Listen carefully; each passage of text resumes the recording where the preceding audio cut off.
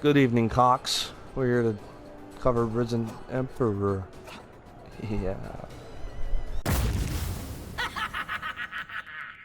Hey, look at my wrists on aqua. Gotta singing like the opera. Gotta calling out the Allah. I might go fuck some comments. 18 now, I might fuck on your mama. Keep talking shit, turn you pussies to pop some very guapo. Might fuck on no model. Just hit the lotto.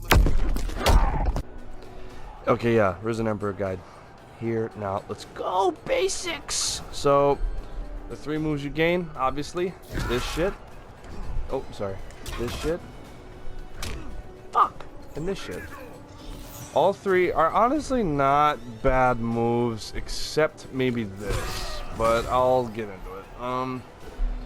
Actually, yeah. It seems in my notes I have that first. So, this is obviously the biggest thing is to use it to end rounds. So when your opponent's on like 1 or 2 hits of health left, or on last breath, or even avoided chip damage, that's when you want to use this because it's 2 hitting. So if they're on avoided chip damage, you throw this out last breath. The last hit will kill.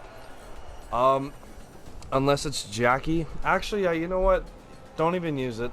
Just don't use that. It's a horrible move. I'll use it just to, you know, fuck around. It's great against an opponent if their Fatal Blow startup isn't that fast, but characters like Jackie have Fatal Blows that are so fast that it actually, the down Wrath Hammer won't come down in time to kill them. They'll be in the animation part already. Like it's Tom Brady explained it pretty well. The Fatal Blow animation begins, so nothing that comes down once it, like, quote-unquote begins. And there's no visual cue for that. It just stopped, like, you just suddenly stop fucking getting hit by things. But it's mainly, I'm pretty sure that's the purpose of this. Hit advantage. Sorry, let me just get the frame data on real quick. It's not bad. You get 43. But honestly, you're better off just doing that. Hit it, yeah, minus 8 frames. That's safe. Well, let's look at it. Because it's 32, but you can cancel it into the hammer. Yeah, so you guys saw what it said.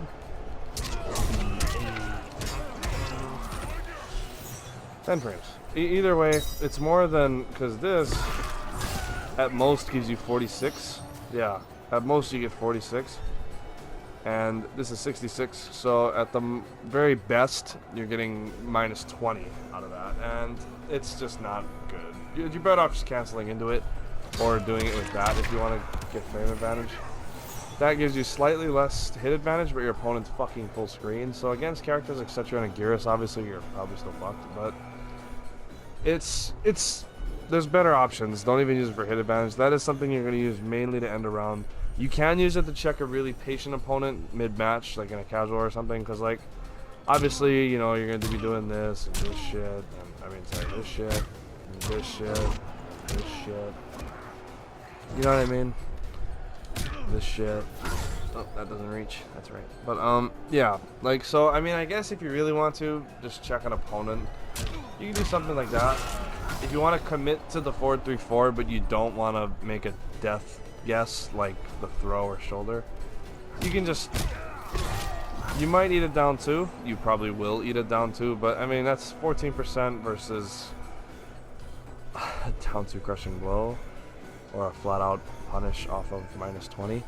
So it's really up to you what you choose to do, but honestly, Up Wrath Hammer is probably one of his weaker moves in the game. Using it as a meaty, yeah, so in the corner only do I ever suggest this shit.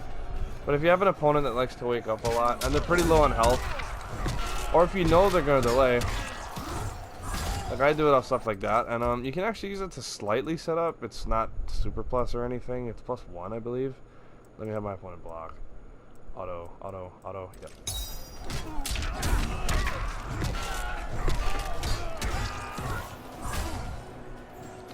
Block advantage +4. Wow, that's actually not bad.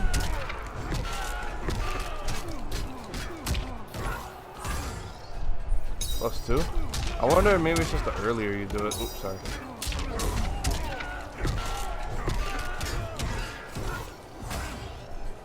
That seems to be like the best option, actually, now that I think about it. Yeah, I mean, that's still gimmicky, obviously. I mean, I think if your opponent gets up Let's just actually test it out ourselves. I'm testing it out now too, so you guys can see with me. Yeah.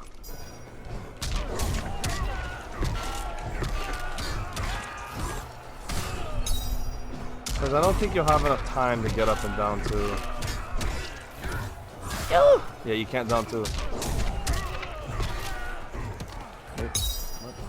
What the fuck happened?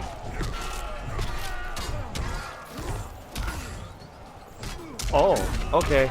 Well, yep, there goes that. Now we know. Not real. Okay, so that option went out the window. Okay. Get the frame data back up. Dark Priest. Okay, setting it up. Yeah, I talked a little bit about back 3, I think, in the last guide. Back 3 gives you your most hit advantage on paper.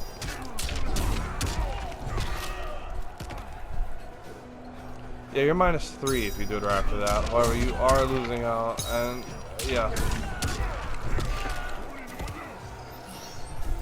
Woohoo! 62 frames. So that's -4. Yeah, actually, that's your best hit advantage. If you want to be as safe as fucking possible, that is the way to do it, is with back 3. 2 back 3s leaves you pretty good, but against characters with full screen punishes or teleports, probably not your best bet. Back 3, straight into it. 47, so it's that's -19. Yeah, that's still pretty bad, but I like to do, there's certain setups that I'll talk about probably when I get into like the overall strat. Yeah, just like with the taunt, you set it up with this, but the thing is, since Dark Priest is 66 frames and not 90 fucking 5, you can actually get away with, you know, doing stuff like this. Yeah, -36, yeah, because then -30 if you do it right away. You can even do something like this, like after one of your throws. Honestly, especially if it's a character like, I wouldn't say Lao, but maybe like Kodal or something, you can probably get away with doing it unless they're, you know, like on it like that, but most people aren't. So, oh, you can also get to this. I didn't talk about that in the last video, but yes, after that, so that's -13. But yeah, that's 53 frames of hit advantage if you land a hammer lunge. So for those of you that are dealing with a zoner, you hop over one. If you don't necessarily want to enforce, maybe not, I mean, sorry, enforcing pressure might not always be the best bet with this variation. You might want to get a hammer buff out, then come back in. Throw buffs. Yeah, so this now does 20% instead of 14. This is actually huge. This is the game changer. 5 of these will kill your opponent. I talked about that in, I think, all of my guides, but it needs to be stressed more because I only see high-level Shaos taking advantage of this shit. I see a lot of you lower-level Shaos kind of just doing this shit. Just trying to do this shit. Yeah, it's not real, guys. Stop doing that. Stop doing that. At least not right after the KB. It's way too fucking obvious. But, combo potential. So the thing is, Dark Priest, it's nice. You have to land the KB to really make the buff work, though. Because honestly, this, so, for example, this is a pretty, like, predominantly a hammer combo. 214, 78. With the hammer buff on, you don't get a whole lot more. Yeah, 1% more. And that costs it a bar. It's not worth it. If you really want to use it for damage, you're gonna have to get the KB, and that's actually why I've been pretty on the fence about if this variation is really the best. I know a lot of people still think this is the best variation overall, but I'm really struggling to see it lately. Just other than this being a check, but I'll talk about that later. Yeah, it's other than the KB, and also for those of you that do the KB combo. So if you watch me do KBs, so after a crushing blow, like let's say you get the throw KB, I'll do back 3 and then into standing 4 after the KB launch. So back 3, standing 4, and then you know, you get something like that. Sorry, I'm garbage, but for some reason the way the annihilation crushing blow works, your opponent's a little bit further. You have to dash up into the back 3 if you want it. That's actually my first time landing that. I was about to say you can't even use standing 4, but it looks like you can, but you have to dash up to do the back 3. So if you get some, so let's just do some really fun dash.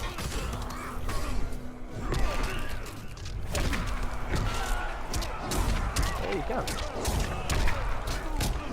That stands corrected. You can standing 4 with that. You just have to dash up and do the back 3. Because if you don't, if you notice, let's just see where they land. So the throw crushing blow.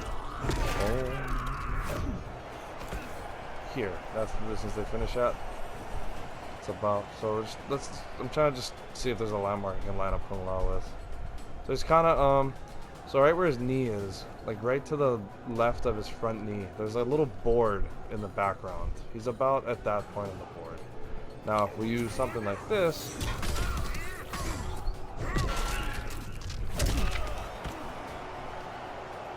that backfired. Oh, it's because Annihilation leaves him a bit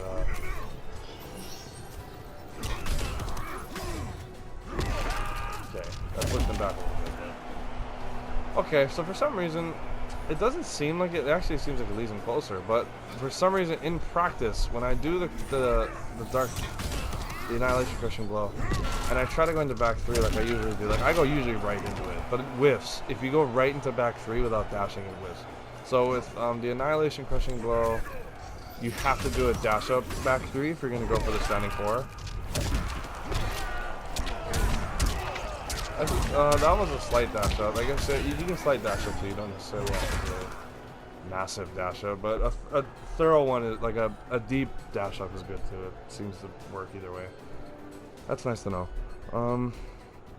But okay, getting into Annihilation just by itself now. The best thing about this, it is the only true flawless block check that Shao Kahn has, because this, it's not OSable, but because the frames are pretty tight, someone fucking up their flawless block by a frame will actually allow them to block shoulder charge, attempting the flawless block, the 4 in 4-3-4. I'm saying this because there's lots of times where I know my opponent was trying to flawless block 4-3-4. Basically, if it worked as it should, the shoulder charge would have caught them, but it didn't. They just block it. This is the only move where if they're trying to flawless block it and they have a brainstem, it'll work. It'll catch them. So you'll get this wrong, which is only 12%, but that's something. And you know, the hit advantage is whatever, but at least your opponent's here. They're not like, you know, like, where the fuck are there? Sorry. Down one into special check. Yeah, this shit. Don't abuse this unless you're playing someone that wakes up buttons. Don't use it.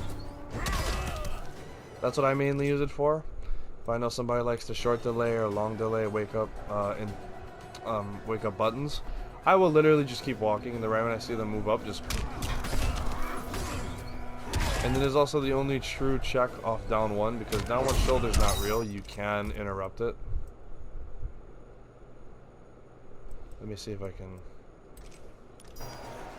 Shit, I gotta record better. I know, I gotta have him reversal attack. Yeah, see that? Down one shoulder is not real. Down 4 shoulder is real. That's why I had that as my thing, because this is real. That can't be interrupted. This can. So don't use down one shoulder. If you have her as an M, just use this. It's real. Oh shit. He's supposed to. What are you doing? Oh, I didn't press X. Did I? Yeah. What? Huh? It's not working. Shit. Fuck's sake. Yeah, see, like, you can't down one after that. So that's legit. The only real one. Don't get too caught up in that, though, because it is minus 20, just like shoulder charge. What makes it the best ender? So, because the way this thing works, you gain access to something I discovered on my own that I haven't seen anyone else do or talk about. But you can essentially get a new optimal that is OSable, if that makes sense. I'm not sure if I'm saying it right, but basically, this is the bread and butter. However, if you do a deep dash into back 3, you can actually make the opponent pop up directly above you if you do it right. If you know what I'm talking about, after the shoulder. So that I didn't do it. There. See, notice how Kung Lao was right the fuck like in front of me instead of a little far away. Because of that, this is the only variation you can do this. Actually, you might be able to do it in B3. I'll test that out in that next guide. But for now, yeah, you can basically get that. 33% versus what I believe is 32. 32. So yep. Not a massive damage thing, but here's the thing: is it's really easy to see if you're gonna get it or not, because if that back 3 hits too early, like that, you can just go into the bread and butter. But if you do get the deep dash, I missed it that time, but if you do get the deep dash, you get the optimal. And on big characters like Geras, Kotal, Shao himself, I think Jax as well, standing 4 can even land, which gives you, I think, like a high 33 or maybe even 34. I'm not going to change characters just to see that. But yeah, this is pretty nice. You know, it's a nice little tip. It's nice. It's great for, you know, if you really need to end around and getting out of punish. Oops, sorry. That's the only drawback. If you try a little too hard for the deep dash, you're not gonna get. You might just miss the whole fucking thing. But for the most part, you're gonna get that, and then, you know, when you hit the optimal, it's nice. It's a nice little boost. Giggity. So, when to amplify? Okay, so with this move, you're only gonna amplify it to end the round, or if you have a pretty good life lead and you want your opponent full screen where you can just chuck spears. So against characters like Baraka and like Terminator and stuff, where they don't really have a way to get in instantly, like a full screen attack or like a teleport, obviously, then you might want to end this when your opponent's like at 10% health even. You can kind of just, you know, because when you amplify it, leaves them at full screen. And then from here you just chuck spears. And your projectile does 8%. A lot of people keep forgetting that, but your projectile is not that bad at all, guys. It has great hit advantage. It just has horrendous recovery at the same time. What else? Yeah, and obviously, if you can end the fight using that, don't try to save your meter. Just end the fucking round if you need to. Using it for unbreakable damage. Yeah, also, if you're trying to get close to ending the round and you don't want to guess on the shoulder charge. However, now that we have this as an armor break, it really is a better option. But if you really want to, you can just do something like this. For some unbreakable damage, you can get something like that. That's 20. If you get 434, it's a lot more. Or, not a lot, but a decent chunk. 23% unbreakable. Great if, you know, they're like a little under, or like they just use fatal blow. You know what I mean? If they're close to death, then you don't want to play the guessing game of are they gonna are they gonna try and break out and I'll finish it or not. So that's what you can use it for. But this is completely how you play is how you play. If you really are unsure how to play, then I guess watch my videos or watch Video Games Yo.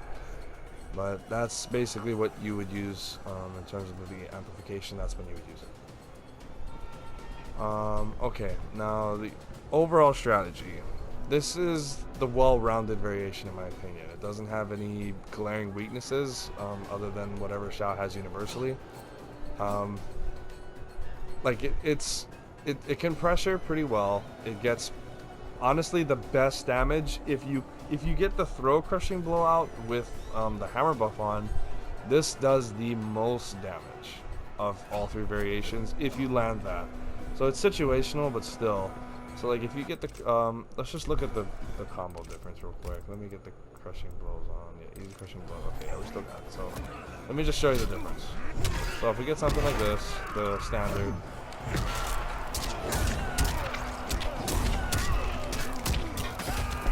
That's quite a bit. 56. Now, if you have this on,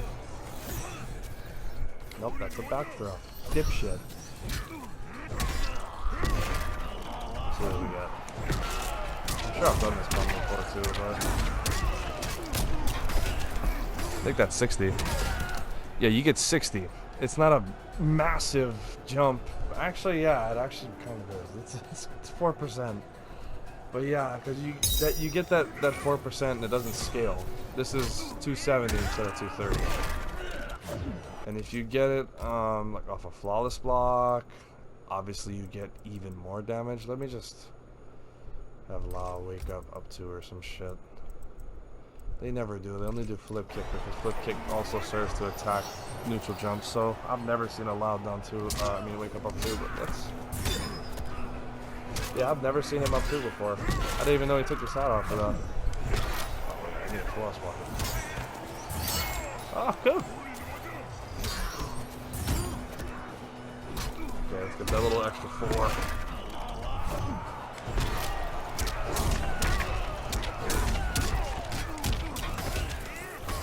That's 604. That is a lot of damage. And if you get the fatal blow, just show this real quick.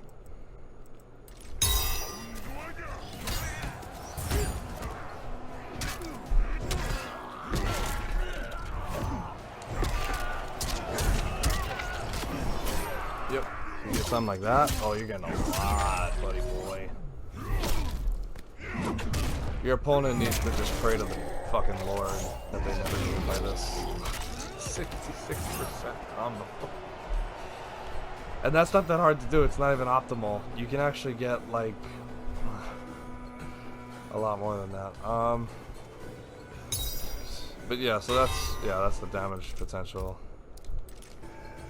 Sorry, I'm still looking at my notes. Great crushing blow. Yeah, the throw buffs as well as the crushing blow are actually really good. So Dark Priest is a nice thing to have.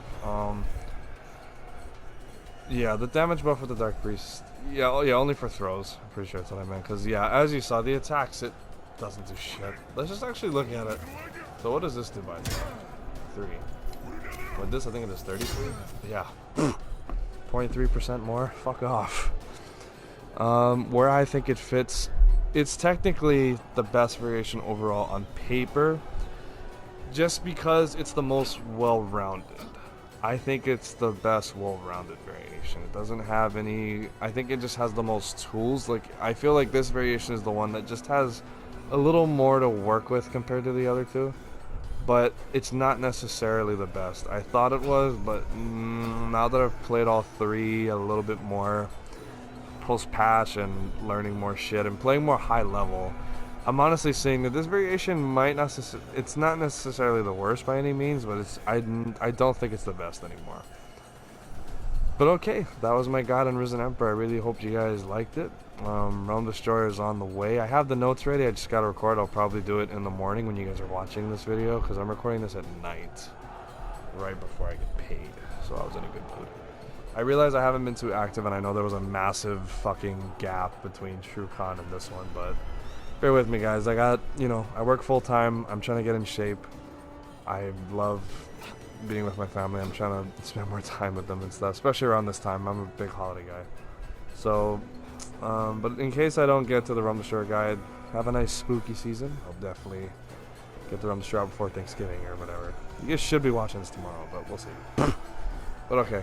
Yeah, thank you guys so much for watching. Hope you guys liked it. Leave any comments how you feel about the guide, or if you want to see any certain matchup advice or whatever, I'll be glad to help you out. Or if you just want to talk story, go ahead and comment whatever. Comment Pog if you want. I don't care, because that's what Immortal just commented on my post. I got the notification. You little shit. Alright guys, have a good one. Peace. Dinner, ay, yeah, my diamonds they call like December. I fuck that bitch, make her legs trimmer. Ay, my diamonds on different, ay, yeah, I'm on the block like a sim. Ay, she come when I whisper, ay, yeah, hands underneath, shit, silicone locks, hey, yeah. We smashing thoughts. Fuck a bitch. She saw my, ay, yeah, ay, what?